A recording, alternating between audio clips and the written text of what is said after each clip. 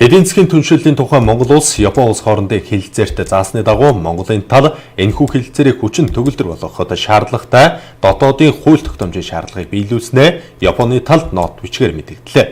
Энэхүү нот бичгийг Монгол улсын сайд засгийн газрын хэрэг эрхлэх газрын дарга Баяр цогт Япон улсын засгийн газарт хүргүүлэхээр Монгол улс дахь Японы элчин сайдын яамны төрх хамаарагч Кикучид гардууллаа.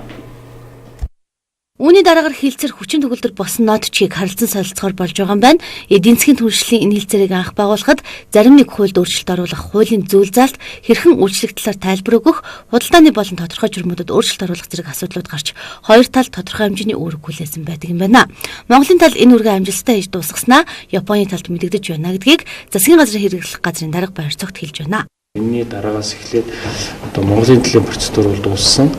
Японы засгийн газрын хувьд бол бас тодорхой хэмжээний процедуртай юм байна. Тэрний дараагаар бол албаас нөвчин төгөлдөр болсон нот гэдэг бол харилцан солилцох болно. Өөрөөр хэлбэл энэ Япон Монголын хооронд байгуулсан эдийн засгийн түншлэлийн хэлэлцээрийг анх байгуулах гэж бол эдийн засгийн тухайн үед бол эдийн засгийн хөгжлийн яам, сангийн яам, аж үйлдвэрийн яам, гадаад харилцааны яам гэдэг маш олон хүн оролцсон бүрэлдэхүүнтэйгээр энэ том хэлэлцээрийг бол хийж хоёр талдаа баталсан.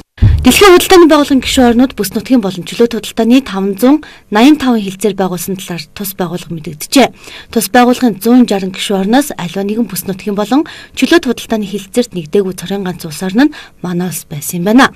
Монгол улс эдийн засгийн түншлэлийн тухай хэлэлцээрийг Японстай байгуулснаар бүс нутгийн эдийн засгийн интеркацт нэгд орох үүдийг нээж байна гэдгийг хэлж байна. Япон улс 14 улстай эдийн засгийн түншлэлийн хэлэлцээр байгуулсан байдаг бөгөөд одоогоор 7 улстай хэлэлцээж байгаа нэг нь Монгол улс болж байгаамаа.